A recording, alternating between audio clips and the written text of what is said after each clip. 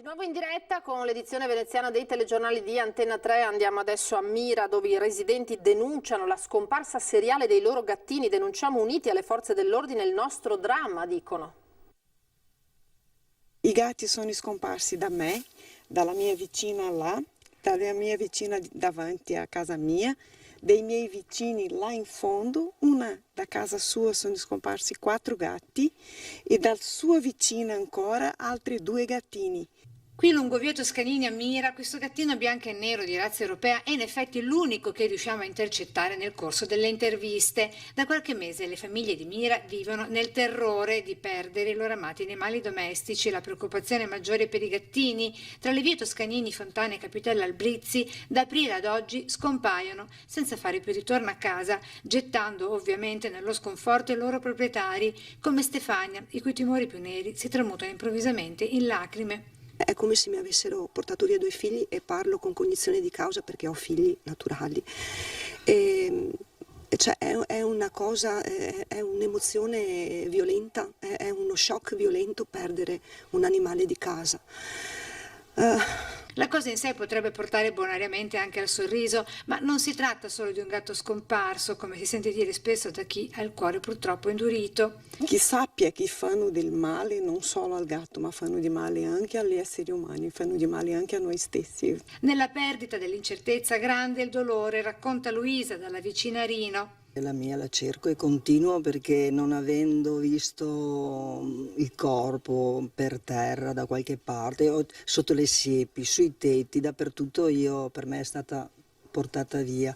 E in giardino ho anche trovato la rete squarciata. Nella speranza di chi non si arrende e non cede alla rassegnazione, domina la voglia di giustizia e di capire nelle mani di chi siano finiti i loro amati gatti. Sono andata a fare denuncia ai carabinieri del mio paese, quindi di Mira, dove ho trovato anche molta gentilezza, molta accoglienza per questa cosa qua, e molti hanno paura a fare la denuncia perché temono di essere derisi o sottovalutati. Invece invito tutti quelli che hanno la sparizione di animali domestici, dai cani ai gatti, quello che è, di fare denuncia. Approvato, cambiamo tema, il bilancio 2019 della Fondazione Città della Speranza. In notevole crescita anche chi dona attraverso il 5 per 1000. 9.117.208 euro sono i proventi complessivi raccolti dalla Fondazione Città della Speranza, collegata all'Istituto di Ricerca Pediatrica e che da 25 anni sostiene tutto ciò che è utile per la cura dei piccoli pazienti e il sostegno al reparto di oncoematologia pediatrica di Padova. L'Assemblea dei soci ha approvato il bilancio 2019 con risultati incoraggianti nonostante le difficoltà anche economiche dovute al Covid. Testimonianza della trasparenza, dell'onestà, del fatto che ogni centesimo noi raccogliamo andiamo a verificare dove va e siamo sicuri di quello che viene speso. Quindi sono numeri che parlano da soli, sono numeri in crescita. Fondamentale anche l'apporto di chi ha scelto di investire nella ricerca pediatrica attraverso un lascito testamentario. Dal 1994, anno di fondazione di Città della Speranza, ad oggi sono stati ben 50 i lasciti per un ammontare complessivo di circa 8,8 milioni di euro.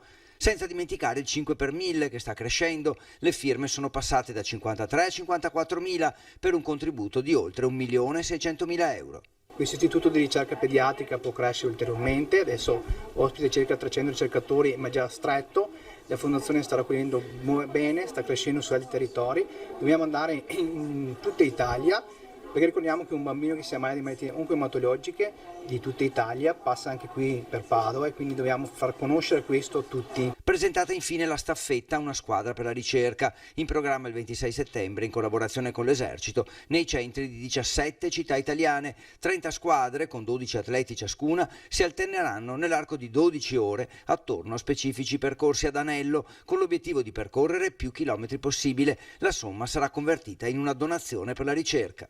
Ci sarà un atleta che correrà per un'ora, queste ore poi verranno moltiplicate, anzi i chilometri per tutte le città dove si correrà e il risultato sarà che tanti sostenitori ci daranno una cifra corrispondente ai chilometri percorsi per sostenere la ricerca. Un'ultima notizia prima di chiudere: sarà un compleanno davvero speciale quello di domani per la trevigiana Anna Fanti, che festeggerà i 90 anni lanciandosi con il parapendio dal Monte Grappa, un'impresa resa possibile con la collaborazione dell'associazione Air Sport Monte Grappa di Borso. Una vita come insegnante di scuole medie e superiori, 4 figli, 12 nipoti e 3 pronipoti. Anna ha espresso la singolare volontà alla famiglia perché dice: prima di morire voglio provare la sensazione di volare, l'aereo non mi ha dato soddisfazione. Il lancio è previsto alle 15:30. Era l'ultima notizia, come detto. Grazie per averci seguito, vi lascio alle previsioni del tempo per domani e vi auguro buona domenica. Arrivederci.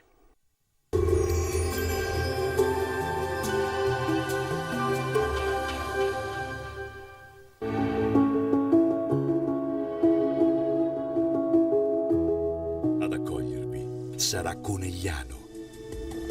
Bentrovati al meteo. L'influenza dell'anticiclone in espansione dal Nord Africa mantiene il tempo stabile sul nostro territorio, ma vediamo il dettaglio di domenica 20 settembre. Sul Veneto fino alle ore centrali sarà sereno o al massimo poco nuvoloso, salvo nubi basse al primo mattino nelle valli prealpine. Nella seconda metà della giornata aumento della nuvolosità a partire dalle zone montane e possibili tratti di instabilità. Temperature minime fino a 17 gradi, valori massimi compresi invece tra 24 e 29 gradi all'incirca. Ci spostiamo ora sul Friuli Venezia Giulia, dove avremo sostanzialmente la stessa situazione, tanto sole dappertutto, al pomeriggio addensamenti sui rilievi, ma qui senza ulteriori conseguenze. Temperature minime tra 11 e 16 gradi, massime invece sui 25-26 gradi. Infine uno sguardo al Trentino Alto Adige, anche qui sarà soleggiato, con il passare delle ore però avremo occasionali acquazzoni specialmente sui settori più settentrionali della nostra regione. Temperature minime sui 14-15 gradi, massime sui 27-28 all'incirca. Dal meteo di Antena 3 per ora è tutto, grazie per l'attenzione e arrivederci al prossimo aggiornamento.